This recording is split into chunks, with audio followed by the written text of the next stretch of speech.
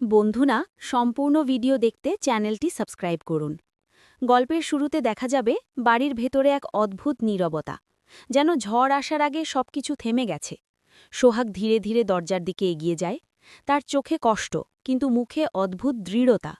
সে থেমে যায়, পিছনে দাঁড়িয়ে থাকা সূর্যের দিকে না তাকিয়েই বলে, সোহাগ, যেদিন আমি এই বাড়ি থেকে চলে যাব, সেদিন আপনার দেওয়া সব উপহার আপনাকে ফিরিয়ে দিয়ে যাব সূর্য স্যার। কথাটা যেন ছুরি হয়ে গেঁথে যায় সূর্যের মনে।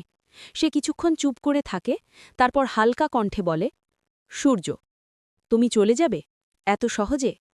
সোহাগ উত্তর দেয় না। সে শুধু এগিয়ে যায় দরজার দিকে। ঠিক তখনই হঠাৎ থেমে যায়।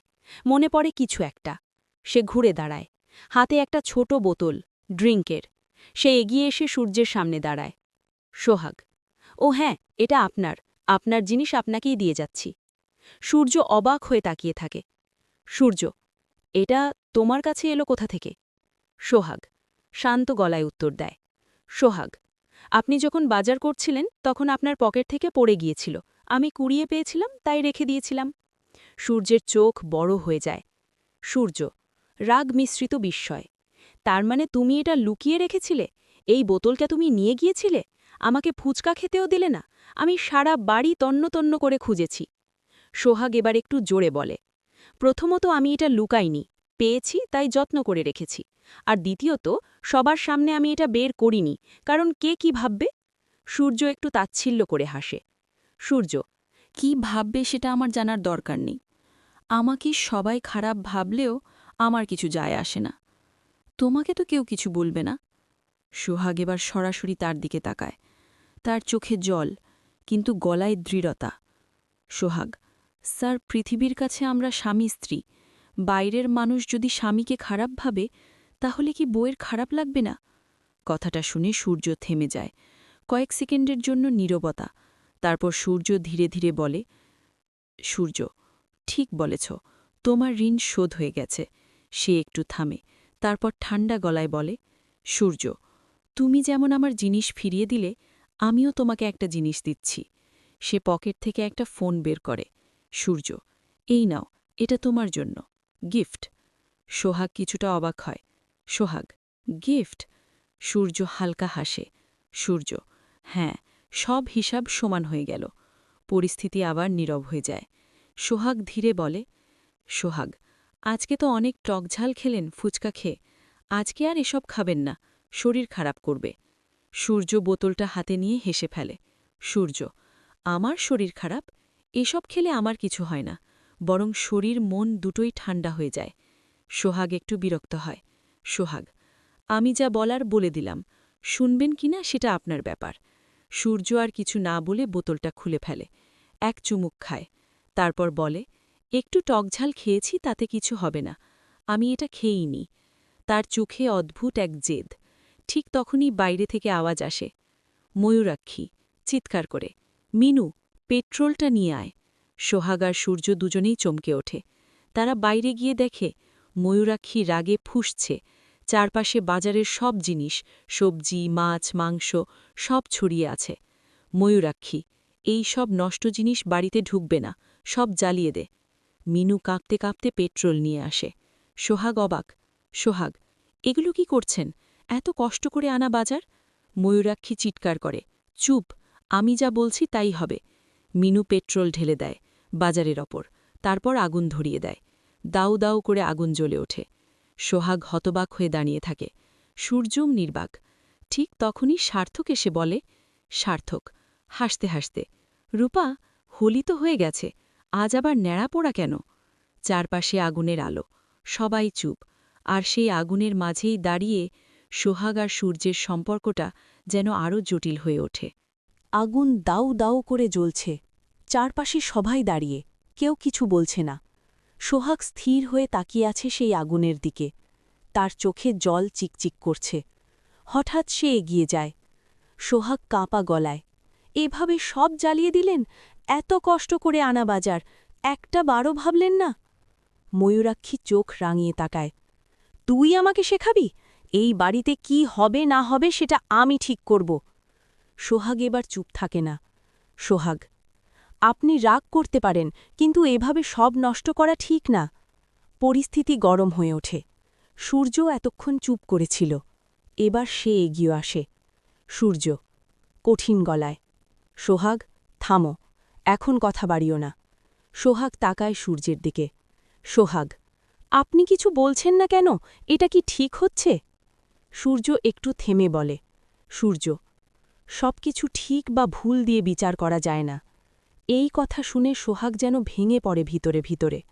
সোহাগ ধীরে, মানে আপনি এটা মেনে নিচ্ছেন? সূর্য উত্তর দেয় না, তার নীরবতাই সব বলে দেয়। আগুনের আলোতে সোহাগের চোখের জল আরও স্পষ্ট হয়ে ওঠে। হঠাৎ সার্থক আবার কথা বলে ওঠে। সার্থক হালকা ব্যঙ্গ করে, এই বাড়িতে আজকাল সব কিছুই আগুনে পুড়ছে, শুধু বাজার না, সম্পর্কও। কথাটা শুনে সবাই চুপ।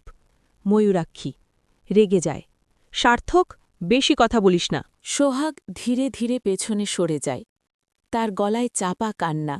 আজ বুঝলাম আমি এই বাড়ির কেউ না, আমার কথা, আমার অনুভূতির কোনো দাম নেই এখানে। সূর্য তাকিয়ে থাকে, কিন্তু কিছু বলে না। এই নীরবতাই সোহাগকে সবচেয়ে বেশি কষ্ট দেয়। সোহাগ ঘুরে দাঁড়ায়, ঠিক আছে, আমি চলে যাব, আজ না হোক খুব শিগগিরই।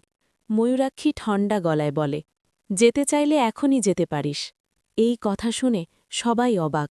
সূর্য চমকে ওঠে, মা, আপনি? ময়ূরাক্ষী থামিয়ে দেয়, না সূর্য, আজ সিদ্ধান্ত নিতে হবে। সোহাগ এক মুহূর্তও দেরি করে না, সে ধীরে বলে, ঠিক আছে, আমি যাচ্ছি। তার চোখ দিয়ে জল গড়িয়ে পড়ছে, কিন্তু সে থামে না। ঠিক তখনই সূর্য হঠাৎ চিৎকার করে ওঠে, সোহাগ, দাঁড়াও! সবাই থেমে যায়। সোহাগও থেমে যায়, কিন্তু পিছনে তাকায় না। সূর্য দৌড়ে তার সামনে এসে দাঁড়ায়, তার গলায় কাঁপন। সূর্য, তুমি কি সত্যি চলে যেতে পারবে? সোহাগ ধীরে তাকায়, আপনি কি আমাকে থাকতে বলছেন?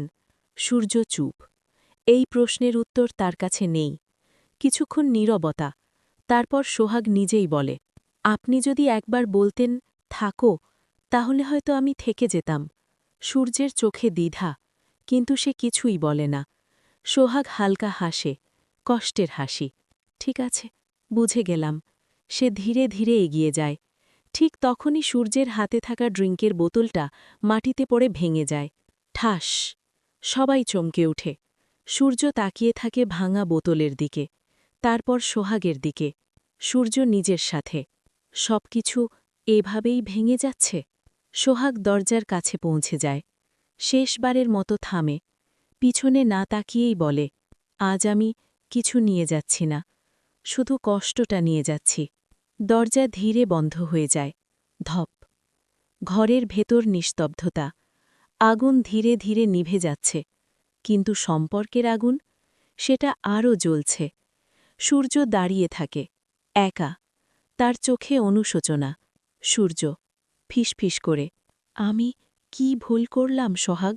সোহাগ আর সূর্য যখন বাড়িতে ঢুকে দেখল, তখন পুরো দৃশ্যটা একেবারে চমকে দেওয়ার মতো। বাজারের সব জিনিস, সবজি, মাছ, মাংস, ফল বিষ্টুদার কাছে রাখা এবং আগুনে পুড়ে যাচ্ছে।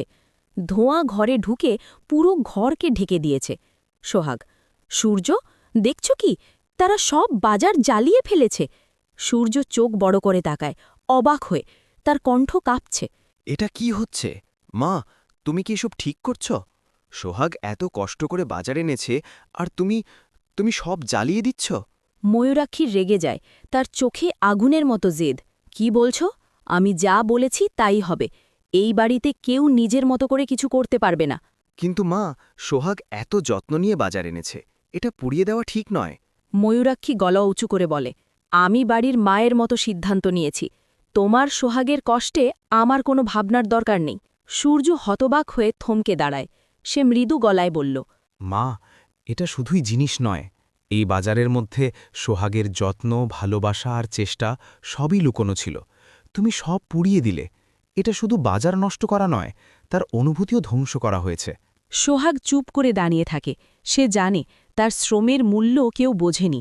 তার চোখে জল জমে আসে, কিন্তু সে স্থির। আমি শুধু এখানে সবার জন্যে কিছু এনেছিলাম, কিন্তু এই আগুন সব কিছু ছিনিয়ে নিল। শুধু জিনিস নয়, সবার বিশ্বাসও হারিয়ে গেছে। ময়ূরাক্ষী চিৎকার করে, চুপ, তুমি আবার আমার সঙ্গে তর্ক করছো?